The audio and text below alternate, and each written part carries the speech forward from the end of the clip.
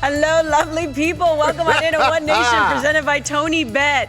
That is distracting. It's Wills and Trills. So if you're watching this, you will see that we are both wearing plaid shirts. I noticed we were both wearing plaid shirts. Jordan's was done up all the way to the top. All the way to the top. Top button. Top button. And I'm like, why don't you copy me? Because, you know, I'll show a little chest, but like not that much chest. But I mean, Jordo, you went down. That is a deep V. Just a deep V. It's hot today, 25 degrees. It's like Barry White's in the house. Do a little sing. Let's get it on. Barry, that's a velvety deep voice from Barry. Yeah. I can't even do that. Well, let's see how long this lasts, because you're already I'm complaining nippy. about I'm being already cold. chilly, very chilly. But thank you for that. Weak, absolutely weak. Andy, let's talk about you for a second. Oh, a lot has happened. We recovered from the outcome. That was a fun day. Ooh, that also, was a great day. In the studio, I like to talk, snack, but then I had to be quiet because there was goals and you had to update as well. So Andy would just go like this, and that meant be quiet. Yeah. You're supposed to say silencio. You never said that. That was the code word. I just put my hand up like this. Yeah, like shut up. I love it. Just the second I went like this, you and Wheels, by the way, not easy for Wheels. And I went, oh, that's all I need to do now? Just raise my hand like this? And the thing is, when you raised it, this was my face all the time. I was watching your hand. I'm like, you're a conductor. Ready to go. It's perfect. It was a great day. We had the drama. We had some great action. Yes. Even the game that we had on the main network of Ottawa and Vancouver. Yeah. No goals in that one, but it was action-packed. Stuff was going on. Stuff was happening. A little spicy. It was great. The teams knew it. The players knew it, that there were so many things still on the line to play for, and they didn't disappoint. Loved it. And Trills, you're a talent. We know this. You do soccer on a Saturday. Then Monday you do a little hockey as well. There's a position available, I heard. You told me that you have your own bodyguard. Yeah. The question I just want to ask is, could you put my name forward for that position? Because I think when you come to the studio, I already give you snacks, we joke, we talk. I would grab your purse like the bodyguard you told me did. Just throw your brother a line. I wouldn't mind doing it. I love my guy who's with me when I do. His name? Yeah, Sean. Is he big? On hockey. He's a strong dude. But is he big? He's not like you wouldn't look at him and be like, oh my God, that is for the like position. a massive human being. But he's strong and he knows techniques that can hurt. But here's the thing, he's discerning, Jordan. He knows who I know and who I don't know. You, I don't know if I trust you. That's true. You would be putting everybody in a sleeper. Like, No. I thought you were going to go the other way. I'd be Jordan, like, everyone's your friend. That's my dad. Make him pop a Trillo tap. Put him in the full Nelson. I'm like, come on, sucker. You don't know her. You don't know her. So I think I'm just going to stick to doing the show with you in studio. No, that's fair. That's yeah. fair. I would put probably everyone in a sleeper. You probably would. So let's just talk a little bit about these CPL teams right now, because we know that York, your former team, is going to be hosting a playoff match for the first time. This is going to be very exciting. Pacific, you're doing up your shirt now. Cold. You're cold. Yeah, I couldn't do it. So it's the fifth match, and this is key because whoever wins this goes on to face Atletico Ottawa. What do you just make of what York United has been able to do? We knew that they were going to sit in that 4 spot for a while. And I said it on the broadcast. Yeah. That obviously every team, they want to go out and win. Simply making the playoffs is not going to be good enough. But I still think it's impressive and they should be proud. New ownership. Yeah. Coaching change. You know, so you come on in, you're bringing this new identity, new style of play, new voices, just new everything. And they made the playoffs. For a while now, we knew that they had locked it in. Yeah. I just think that alone is something to be proud of. Now they're going to start taking some next steps here. Yeah, I think they should be proud of the fact that they're back in 4th place. Last time they did that, I was on a team in 2021, but it was a scrape through with 36 points. And Valor and Halifax had 35. So that's just how close it was at the time. But I wanted to do my homework, my due diligence, do some stats as well. Last season, York United finished 11-5-12 with 38 points and squeaked through with that 5th place spot. This season, 11-6-11 got 39 points. I think the difference with this year is that people were saying York could take it all. They were in 1st place for a while. I think there was about 2 months where, for me, they were probably the best team in the Canadian Premier League. When players were playing their best, when they were fit, they looked like a team that could compete with the best of them. Had a little bit of a dip. So I will say this is what you get when foreigners come in and contribute, first off. Pasquale brothers, I think as well, they have a clear identity of how they want to play, and they're bringing players in to fit that embody that. But now for me, this is the biggest game in club history. Because if you crash out to Pacific, when you've had such a successful season, you've had a run where you've done well, but you lose first round. And again, York United last season in 2023 made playoffs, but lost to Pacific. And then 2021, when there was only 4 teams that made it, we weren't equipped to go out and beat a Forge, and we lost, I think, 3-1 that day, and that was just a semifinal, 1 leg. But if you go out with the best team probably that you've had on paper to go and lose the first round, that's gonna sting for a while. Well, and that's why, again, as much as they've accomplished this year, they have to still remain hungry. But there has been a real turnaround. Some of the players even talked about it. There was real discontent at the end of last season. For sure. A lot of things that were even happening behind the scenes that a lot of people weren't privy to, but you just kind of knew because players alluded to it, never really came out and said it. You just knew that there was a complete culture revamp that needed to happen. For sure. And I think we've seen it. It's been a real change. But to your point, it's always the last impression is going to be the lasting impression. Sure. And if they do go out in the first round here, you're like, oh man, was that all for naught? And I know that's how sports work. Sports, it's not linear. It's not because you made the playoffs last year and you were in this position last year and you went out, it means this year you're going to go on. No. That's not how sports works. Nope. Sports doesn't care. And it's not great when you look at this position as well, Trills, when you think the last 2 games that York United played, they were winning, they were leading, and they lost. You don't want trends like that setting in. 2-1 against Pacific, they lost in the dying, I'll say, last 10, 12 minutes of the match. They gave it away. And then Halifax as well was winning 1-0 early in the first half, lost 2-1.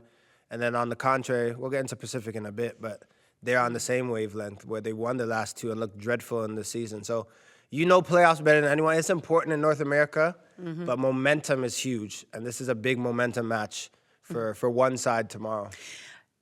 I don't know how to approach Pacific because momentum is they're finally starting to score. Yeah. They needed the victory on the final day of the regular season, the outcome. They get that against Forge, rainy, dreary day. They end up getting it.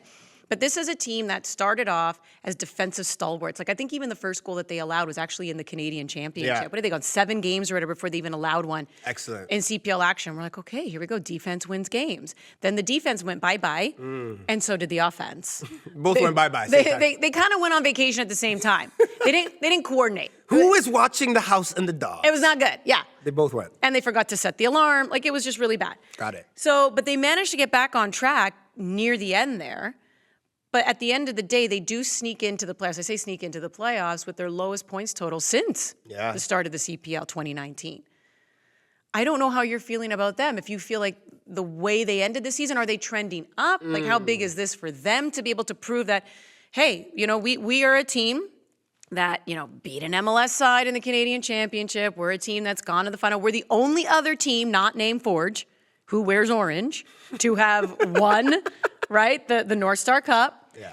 How do they get back to that, right? There's a history there that still needs to be represented. Absolutely. I think there's 2 ways to look at it. I think Pacific can be happy and they can have some belief knowing that they're going into this match tomorrow and going into playoffs knowing that they were down and out. Literally knocked out on the ropes and then got zapped up and found a few combos that worked and were able to get where they needed to be and where they should be, right? They've never missed playoffs. They're a team that usually compete at this time. Semifinals, they usually touch. So this is a team that usually does that. I think we have to take a deeper look, though, at Pacific in terms of how they've been. When you look at the 2021 squad, and I'll just list off some players. You have Caden Chung, McNaughton, Dixon, Bassett, DeSantos, Diaz, 25-year-old Diaz, Dangerous Boy, Bustos, Taron Campbell, Hajabapur. They had a team. In ways, they were David against Goliath in Forge, but they ended up getting it done on the December 5th, 2021. I'll never forget the day I was the coldest I've ever been. But beautiful day to start the media career. It was a great final with all the perks. It's so cold. Yeah. But I look at that squad and Pacific, the way that they played, just a tiki-taka football, and they go forward and they want to dominate teams and score goals. And the way they went and pressed and played attacking football, it was something that, obviously playing against them you hated, but it was something that was nice to watch. It's changed. It's been revamped under James Merriman. Could you say that's personnel and players that he has? Definitely. I don't think that you look at this team outside of Moses Dyer and you're like, who's a consistent attacking threat. I don't know if they have that. They've had players like a Zanata or Adonijah Reed or like Hurd when he's healthy to maybe pop in and do some bits. Salute form last season mostly. But Has there been a team, sorry if I just jump in here, but has there been a team who's lost more players throughout the years? Only because, remember there was a time where TFC took some players. I think in the Canadian Premier League, I would look at York. But then after that, Pacific, in terms of crucial players. Leading I would say Pacific, the team. it has to be right there. So they've had to Revamp, rebuild. Yeah, and trying to play a certain style. Maybe they haven't had the players to go and do that. I think the players that they have, they're still a talented team. But it's just, how do you get everyone to be their best self? And I think with James Merriman as well, hopefully he gets these matches right with 4 and 5 and maybe the semifinals. But they're at a bit of a crossroads, Pacific. Yeah. All right, so we know that this matchup, one and done, right? So whoever loses, they will join 3 other teams who we know. It's going to be a tight one tomorrow, by the way. So the 3 teams we know for sure not in the playoffs, Halifax Wanderers. Then the 2 other teams who had a chance to make it on the final day but didn't, Valor, Vancouver. If we were to be glass half full and look ahead to next season, who of these 3 teams are you feeling pretty good about? Where you think, you know what, I think next year, whether it's a little adjustments here and there, whether it's players being healthy, new voice. This is the part I hate about sport. I get it, but we do have to sometimes talk about whether or not there's going to be coaching changes or what have you. Who are you feeling, though, the most confident needs to make minor tweaks and make the playoffs next year? So I feel most confident about Valor because I think that even though maybe I was a bit harsh on match night looking at stats, just because they finished last season, they finished 8th with 26 points, and then this season I felt like they were a lot better, and I look at the stats and they only got 28 points. They were tying a lot. I know. But that road trip or the start of the season of 7 games away really, really put them behind the 8 ball. And I thought towards the halfway point after week 14 in the CPL, they were a team, they played attractive football, you got behind them, just too many draws and didn't have enough to really get over the line. I'll say if they can keep that core, they brought in Murderkudis, they Chansopoulos, they have players that are just, like their back line, Antonoglu, Alicon, like Campbell, their spine of their team, if they can keep that, add 2, 3, 4 more players, they'll compete next year. Phil DeSantos, likable guy, has such a knowledge of the game, has a passion to lead. And you feel for him, even getting that red card and just see him walk off on Saturday. I'm like, this is how the season ends. Because this, for me, even though Valor are usually close, I remember in 2021, I just talked about York had 36 points and Valor had 35. But they played well. But they were a better side this season. I think this is the best side they've been. And then to have that side and still not make it, it must hurt, and it's going to burn for a while. But I still think with the players they have in the squad, they have to feel the best about it. Halifax, I think they need more leaders. I think more people need to come into that squad. Patrice Geyser really has to lay down the hammer in terms of who's with me, who's against me. If you're against me or you're not going to fall in the line, then you have to get rid of that. You have to trim the fat. And that's hard, Trills, because that might be some players that have done it for you before. That might be some players that really got you over the line in the past. But football evolves, things move. It's what have you done for me lately? Right now, you're looking at 2024, although they finished 6th, Halifax underachieved. Dude, that's sport. They underachieved. When you talk about like Bill Belichick, when he was coaching, there was like a ruthlessness there. Got to. I'm not saying that it's always good to be, you can't be too much of one side, but that's sport. He gave them chances. Like Patrice Geyser, for a lot, I would look at the team sheet. There are players I'm like, he's not performing. He's maybe being too lippy to the ref. He would play them. He was riding out his guys, his dogs. But you got to get some new dogs sometimes. Yeah, that's true. All right, so there you go. The 4th and 5th game, that will go tomorrow. The 4th and 5th, that will decide who's going to play Atletico Ottawa. And then on the 27th, we're going to have 2 playoff games, the 1 and 2. So that'll be Forge and Cavalry. Winner of that goes straight to the final. And then we're going to have Atletico Ottawa versus, I don't know. Yeah. We will find out. And host the final. That's a big one for me. Is it going to be? Is it going to be Cavalry or is it going to be Forge? Or Tim Hortons Field? We going out west or are we going the highway? Down the street. Yeah, we'll find out soon. Let's turn our attention to Major League Soccer because they also had their final day of the regular season. Theirs was called Decision Day. And CF Montreal and Vancouver Whitecaps, they are in the playoffs. Both of them, though, are in that play-in game. Look at that. So CF Shocking. Montreal, CF Montreal, the fact that they got in is incredible. The run that they put in near the end, incredible run by them.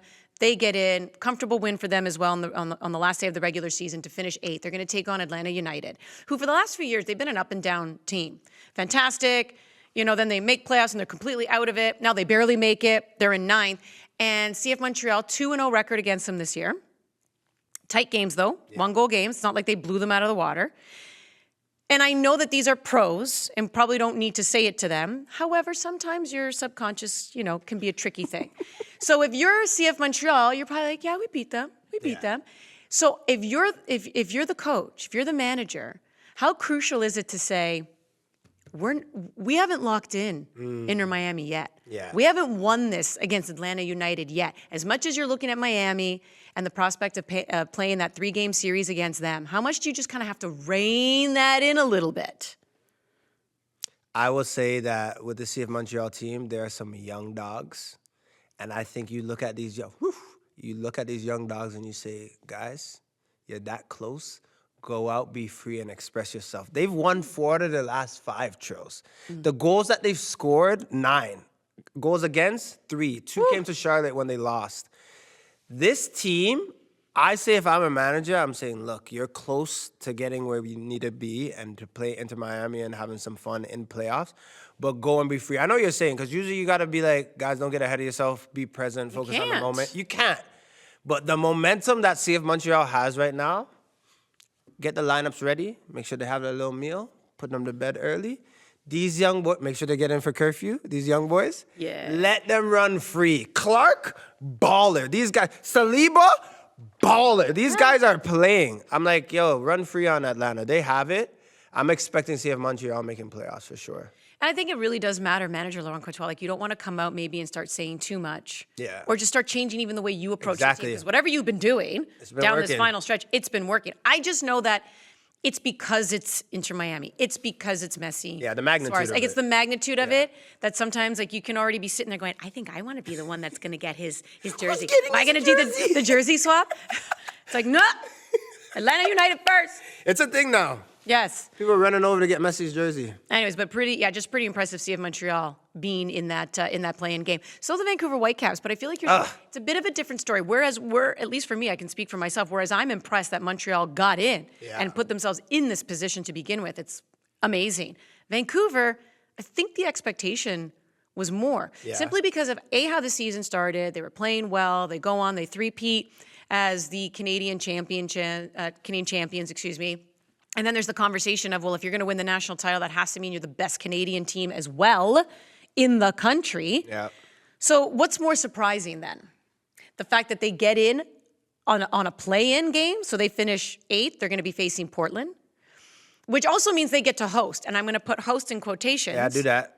Because we know they can't host because BC Place has already been rented out to Supercross, which means Portland, which, by the way, intimidating stadium. The way the stands are also done up, it's like they're on top of you. And they're a rival. That chainsaw. To give up home advantage to a rival? That's what I mean. And when they do that chainsaw on that timber, that, thingamajiggy. Timber log. I'm not a lumberjack. That's okay. It's loud. Wood. Wood. Oh, that's it. The tree. Bark. Bark. Just throwing out stuff. Log. The tree bark log. Yo, that's what you do. The chainsaw, they're cutting. Cover all of it. Something. All I'm trying to say is that chainsaw feels like it's right next to your ear, right? And now here you are, you're supposed to be the home team. It's just, stop it. Leave it alone. It was a long weekend of the outcome, you're doing great. which was highly exciting. It was a long weekend watching MLS. You let highly us there. exciting. You let us there. You said the thingamajig, that is wood. Yes. And that could be log, The beep tree, and bop. bark. Like when I just start making up sounds, I need you to finish my sentence for me. Anyway, that's great. What I was trying to say is what surprises you more? The fact that they're in that 8th spot or the fact that they can't even host at home? I hate that the hosting doesn't surprise me that much, and that is just seems to be the Canadian way. It has to be the 8th spot because going into when we have to do predictions, you start the season, you talk about one prediction I had, Vancouver would finish higher than they did last season. Plain and simple. They didn't. And they haven't won since September 14th. I'll say CAN Champs was after that the final, and winning in penalties, you take that as a win. But in MLS, since September 14th, like they've played 5-6 games where it's just like they're losing, drawing. They're not getting it done. If we talk about momentum, for me, it's so important. The locker rooms I've been into, the playoffs that I've played, or the last games of the season, as much as people want to say, take care of the moment, be present, let's lock in today. You remember, those are the voices, by the way. That's like all the voices accumulated into one. Be present, we got this, let's go, let's be ready for today. You remember, you just lost 3 days ago. You lost last week. Like, you were winning, then you lost. That matters going into these matches. I think for a team, if Vancouver Whitecaps crash out early and don't go to where they did, like, it's understandable losing to an LAFC in the playoffs, how they did last year, or how they usually do. But to lose in a play-in game with this team, for me, that is stacked. They definitely a well-oiled machine. That'd be a huge underachievement and a bit of an embarrassment. Have a little bit of faith. Have a little bit of faith. They could do it. It's just not looking great. Have a little bit of faith. And we've touched on this. We even touched on it on match night after the outcome this weekend when it comes to the venues, because there's just a bigger picture here, to your point. Even in Canada, it's really tough. Venues are hard to come by. The hardest. It's been difficult for CPL. I've spoken to people at NSL, the women's league that's going to launch in April. They said the exact same thing. The toughest part, getting the venues. CPL, it's very difficult to expand. There are other ownership groups that would love to be a part of this, but they have to find ground where they can have a venue, Where a you stadium. gonna play? Where are you going to play? That's the problem. In And this then you country, can't drop that's the problem. standards, right? Sorry to cut you off. You have more to say? Sorry. No, you're good. No, I was just going to say you have standards as well. If you have a certain market that has a stadium, that has change rooms, all these little things that matter, and then you just have a grass pitch over there with 4 floodlights, doesn't really work. You can't add that into the same NSL or CPL. By the way, it has to be TV. It has to be equipped for TV. Talk, baby. Because that's the other thing. Like, for all of our faithful followers since 2019, I thank you for sticking with us, because that was another thing that was tough. Some of these stadiums, even in CPL, they try their hardest, but the lights were either not bright enough for some of these games. Like when they went down at night, they weren't bright enough for TV cameras. There was a hydro pole that was somewhere. We don't have to say the stadium. We all know. No. But it's not that I'm trying to point it out to make them feel bad. It's just these are lessons you learn. Exactly. Where it's like, whoa. A lot of times you don't realize what TV needs. So now to your point about standards, it's one thing to have standards for a pitch, another thing to have standards for locker rooms.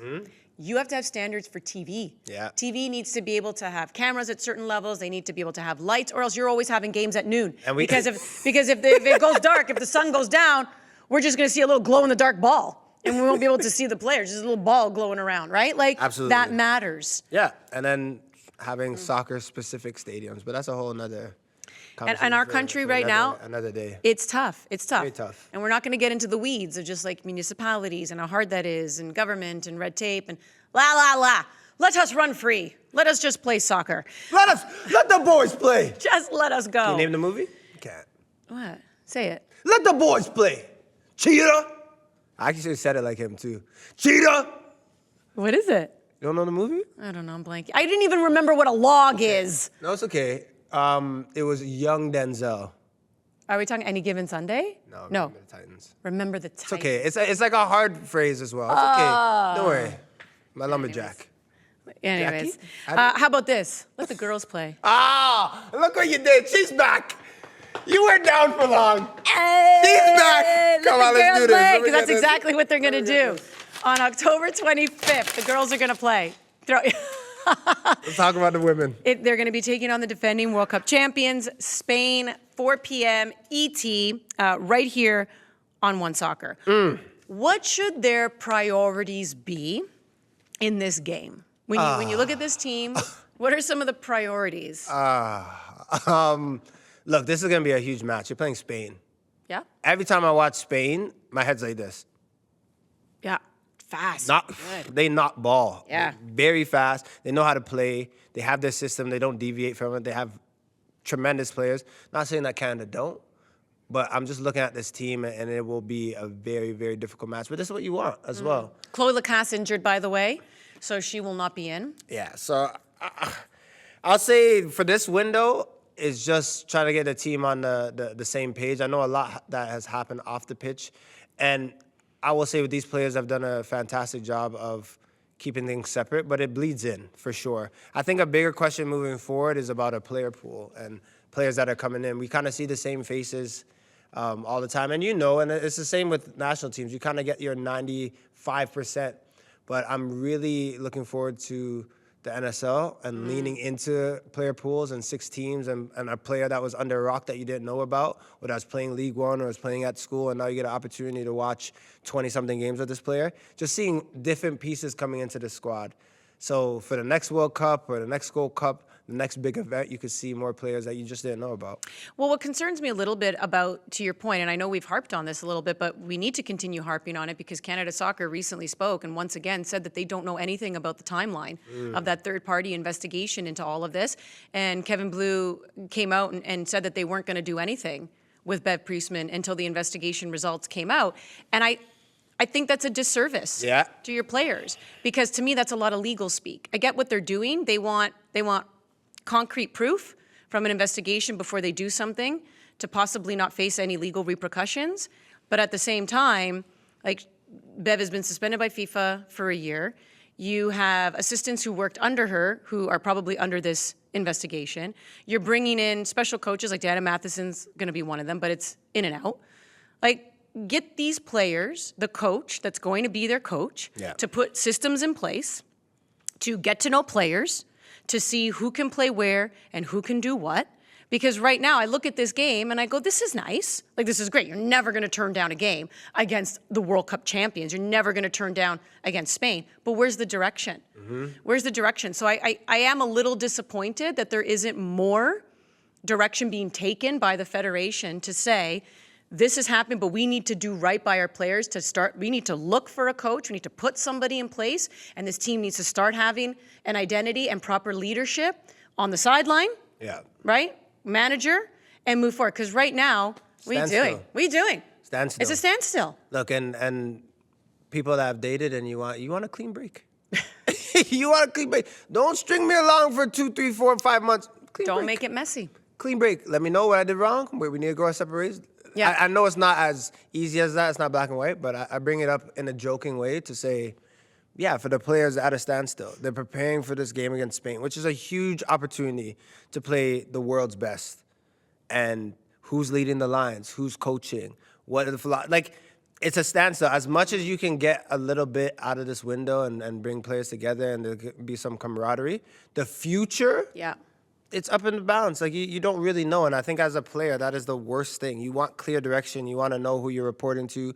You want to know how you're moving forward. And right now, it's very gray, very murky. Yeah, because I think a lot of things are happening. And I don't necessarily begrudge them. A lot of things are happening from a legal perspective, like a legal approach. But I just still think that the team's being left in limbo when it comes to their leadership. Unless, of course, Canada Soccer knows something we don't know and the investigation is almost wrapping up. Let us know. Maybe it's, I don't know, but the way Kevin Blue talked was he has no clue. He has no clue of the timeline. That's how it sounded. That's exactly how it sounded. And I'm like, then that's not fair to your players. At some point, you need to take action and do something. For sure. Because right now, who's leading the line? And how do you just properly assess? How do you know where you stand as a player? We know all this. I mean, you know this better than anybody, right? Like, you kind of know if someone's like an interim manager or, not necessarily going to be the person moving forward, or you kind of know a new coach is coming in anyway. You know how this investigation's going to go. And how you act You're sitting there going, come on, right? How you act is contingent on the environment that you have, right? Like, you want to move forward with someone that you know is going to be long-term, that you know is going to be fully invested, that you know is going to be calling the shots. And even players right now, they're probably waiting to see someone to come in so they can go and impress and maybe get a new role or a starting spot. There's so many players that are on the bubble that maybe Bev liked and used in a certain way, and they're waiting to look at it and play in a different capacity. So let's hope this happens soon. All of that is to say, we love the team. Can't wait to see them back on the pitch. Big but game. We also want to make sure that, they're being properly led. This is a fun show. You did your shirt up, though. I got cold. You got cold. You got cold in a hurry. That's unfortunate. Bit self-conscious as well, I'm not gonna lie. No, come on now. You work it if you like got this? it. One Nation, presented by TonyBet right here on One Soccer. Wills and Trills, thanks for tuning in. Later.